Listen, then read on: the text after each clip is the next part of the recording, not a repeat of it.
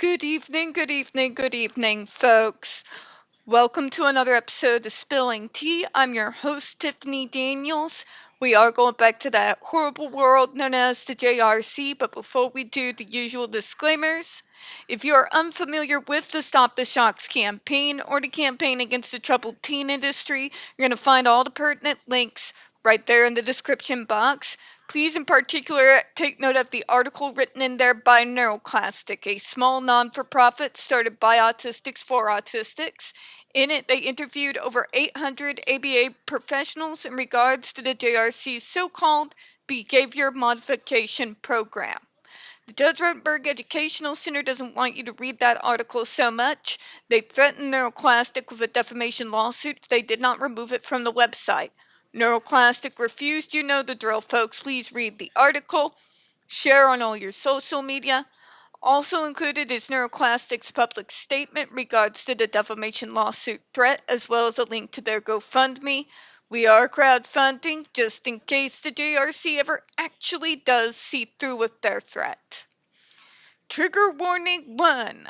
When we discuss places like the Judge Rotenberg Educational Center, Agape Boarding School for Boys, or any of the rest of the evangelical schools and tough love camps that stretch from California all the way into Rhode Island and into the East Coast. You're going to hear some vivid descriptions of and catch clips of surveillance footage of people with mental health issues and disabled people being tortured and abused. If you got young children present, please go ahead and utilize the headphones. Trigger warning 2, this channel is marked not for kids for a reason. We do use profanity and we speak on dark subjects. If you someone watching this who is 16 or younger, very obviously, parental supervision is advised. Trigger warning 3. The JRC's favorite game is to gaslight, play fast and loose with the facts, and literally just try to paint whatever token story off of one student that they can use so that they can try and get you to say, okay, it looks horrible, but obviously this is the only thing that works. Problem with that is, it's not just a lie, it's a bald-faced lie, and not even a good one. If you're dealing JRC with folks who have actually worked not only in your field, but was one of the staple members of the groups that show up at residential programs, group homes, and community-based day programs. That particular group I have dubbed when things go wrong. Well, you can't really bullshit me. And I'm not the only one that's been a part of this movement that can say the exact same thing. So, we're going to go through the next paragraph in regards to the whole LE situation, and as usual, I'm going to tear it apart, bring your attention to a few things like we already have been, including the fact that they had the balls to use symptoms that are caused by epilepsy and slam them with the label of behaviors, and as a reason they should have that thing attached to them. So, I'm going to be triggered. More than likely, if you're anything like me, you may be triggered. If you're not that kind of person and I annoy you, you know what? I don't blame you. You can pause, but please still look inside the description box. Alright, so, speaking of, let's get to it, shall we? During one incident, L.E. physically attacked her mother while her mother was driving on the highway at 65 miles per hour. LE started to bite her mother and pull out her hair as her mother was driving, and then opened the car door with her seatbelt off, requiring her mother to hold LE in her seat while trying to pull the car off the highway. JRC, you know I see what you're doing here, right? Because you use the same tactic anytime anybody challenges your insanity. You're trying to present this particular incident to establish an idea that this person is completely out of control. Problem is, you do more than just that. Very obviously, there are some issues going on here that need to be handled. What you won't tell people is that you are not handling those problems either, are you? Argue. If I'm wrong, one of you come up on my channel. You can contact me, leave a comment in the description. We'll plan something out if you really want to challenge me on that. Okay? Because that still does not justify the torture, the starvation, the bizarre behavioral rehearsal lessons. It doesn't justify a single goddamn thing about your program. You bring up this incident and you say, well, obviously that means they have to be on a torture device. There's nothing else. In spite of the fact that it has been brought up to you by myself, other advocates, other service providers, like ARC, the single largest provider of services to people with disabilities from babyhood to old age in the United States. Bar none. Bar none. Seriously. So tell me, as a person that had these kind of tendencies, especially when I was younger, who did probably some dangerous things that could have got myself killed, how I can now sit here before you right now with this camera in my face and not just do these videos, but be a part of a movement that me and several others first helped to get kicked off in the early 2000s. You see, that's why I keep drawing the point back to that. You could try to paint someone like Dr. Jekyll and Mr. Hyde, and it's still not going to change the fact that what you do to those kids is torture, that you provide those kids no alternative behaviors, you do no planning for any form of self-soothing to help get them calm. You shock them if they so much as breathe in your general direction and it's Tuesday. I don't care how severe the behavior is. You do not have the right to stick a human being on a human shock collar, shocking them multiple times with currents just below the lethal limit, and expect that I'm going to support you because look at this one crazy situation. I've been in several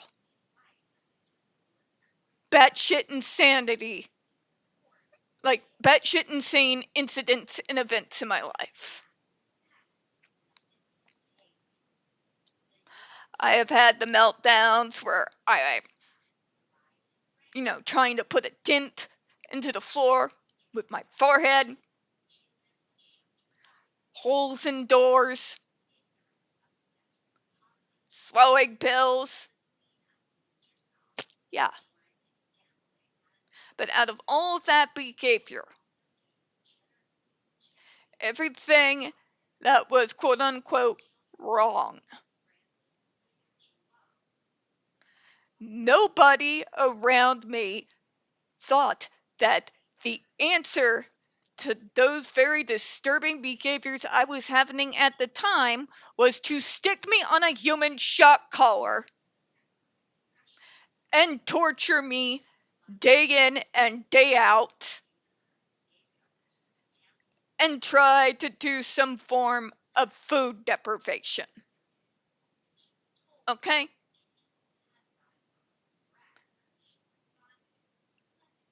Folks, I've been trying, because there are people who just like, well, how do you know, and all of that? Because that is how the rest of the medical model operates. Now, mind you, I've got a beef in regards to the medical model that could probably circle the globe at least 3 million times. But if there is one thing that there's actually been any form of consensus, it's that the shit that the JRC does is not necessary. Point blank. Point blank. You're victim blaming again, JRC. You do that a lot.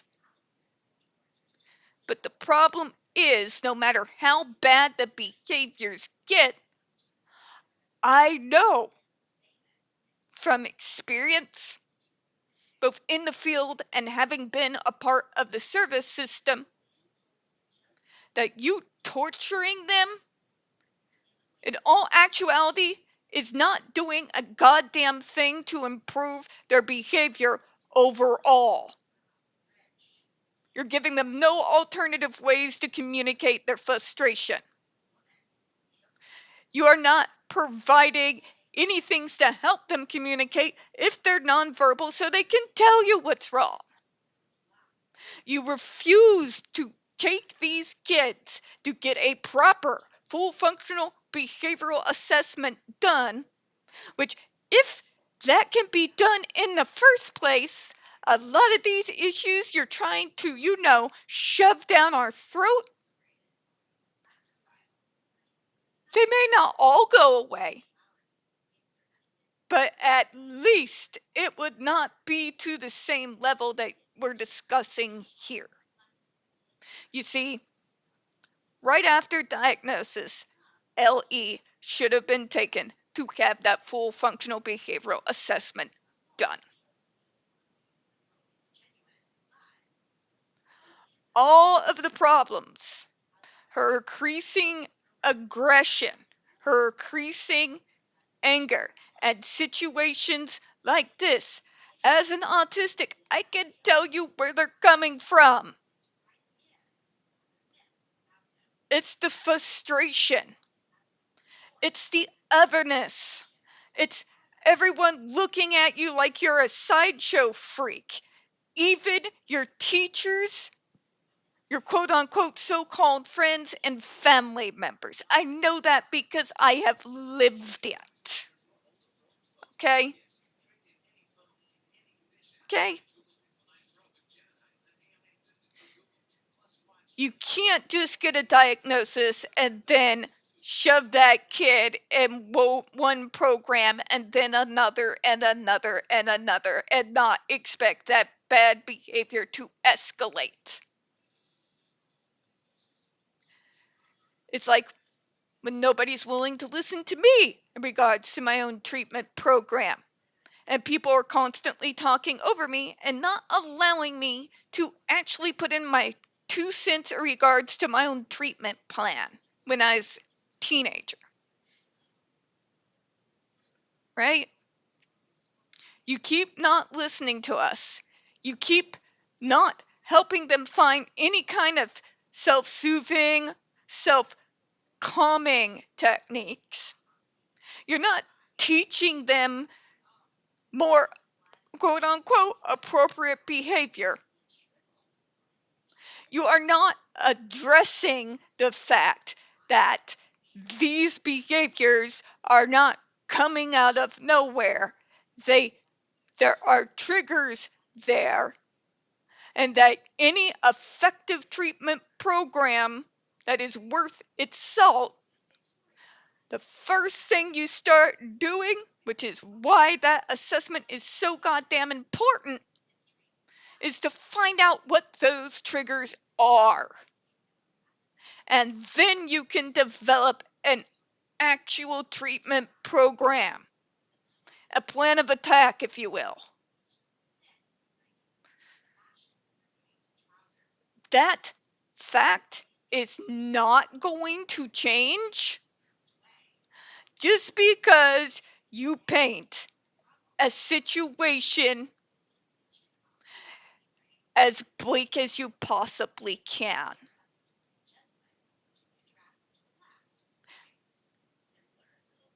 No excuses. We do not treat war criminals the way the JRC treats these kids. We do not treat terrorists with the same level of cruelty and inhumanity that JRC does in regards to these kids.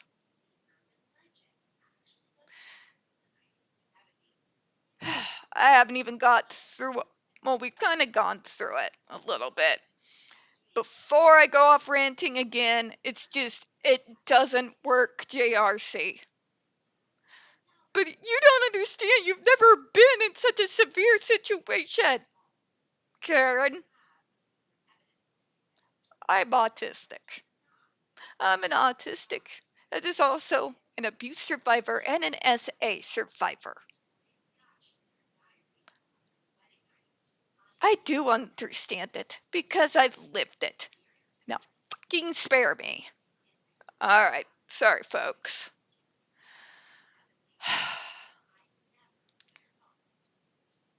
Okay. Now, L.E. was eventually asked to leave the Protestant Guild. L.E.'s parents looked for alternative placements for L.E., but the only school that would take L.E. was JRC. L.E.'s parents, after years of attempted treatment with about 25 different psychotropic medications, various behavioral interventions, individual therapy, hospitalizations, placement within day and residential programs, and fearing for their daughter's safety and the safety of those around her, ultimately chose to send LE to JRC. Jesus fucking Christ.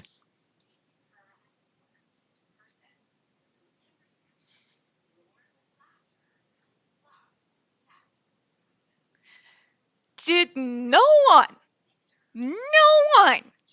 during all the time that this was going on, think to mention to the parents that they need to get that full functional behavioral assessment done? Because the expulsions, the jumping from school to school, the jumping from residential program to residential program, that didn't have to happen. Didn't have to happen.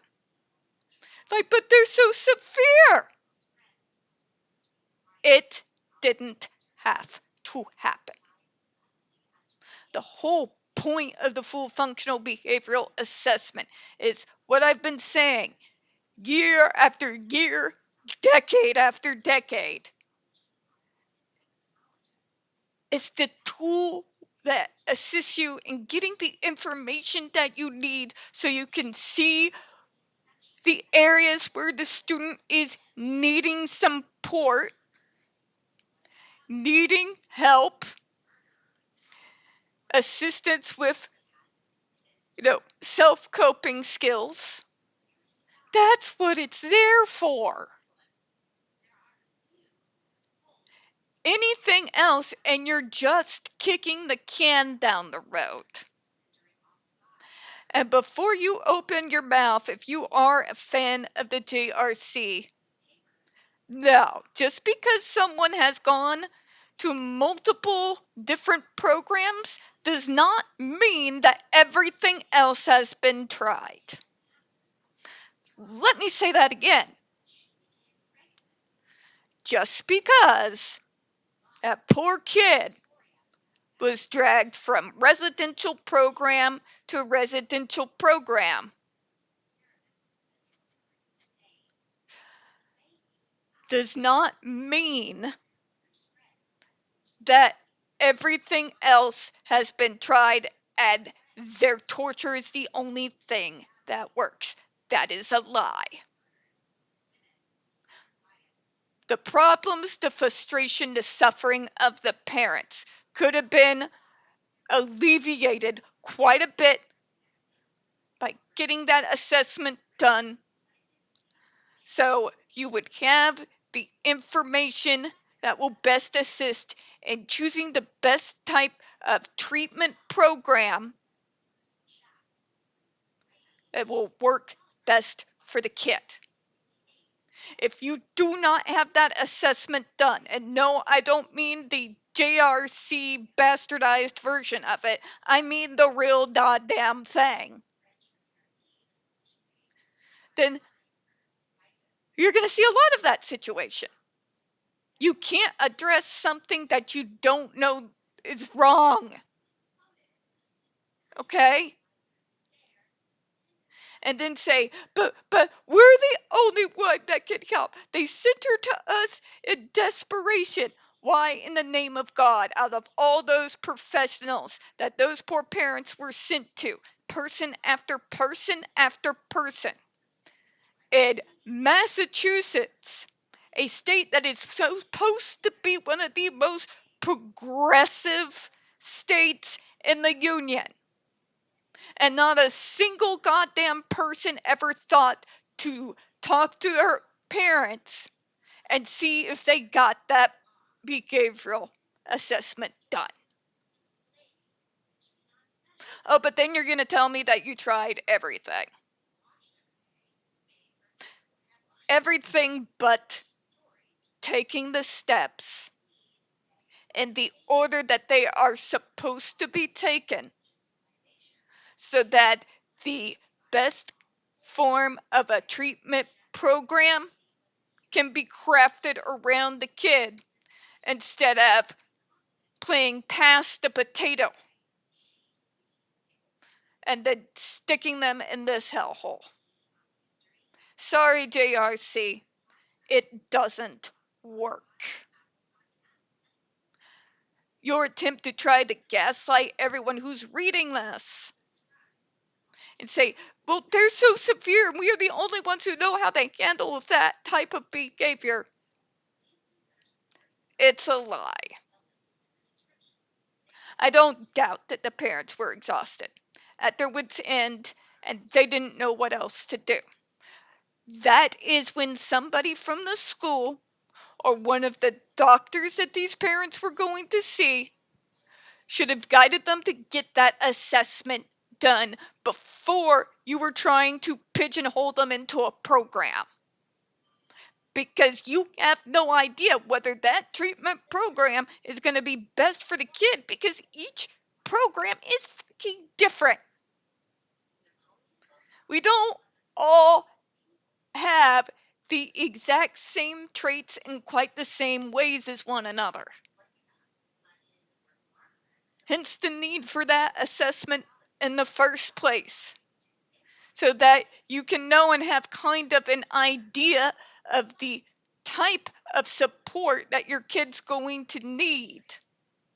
When you're armed with that information, it becomes a hell of a lot easier to decide on the best type of treatment program and have that married to either a residential or community-based program.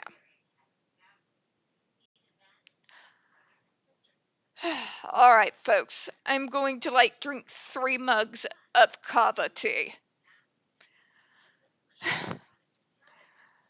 Alright, so we don't get very many views on this channel. The few we do get do tend to get removed from time to time. Please don't forget to hit the like button, hit subscribe. Please don't forget to hit the comments. I appreciate your time this evening. As always, folks, we here at Spilling Tea hope you have a good one. I'll see you all tomorrow. Bye-bye, everyone.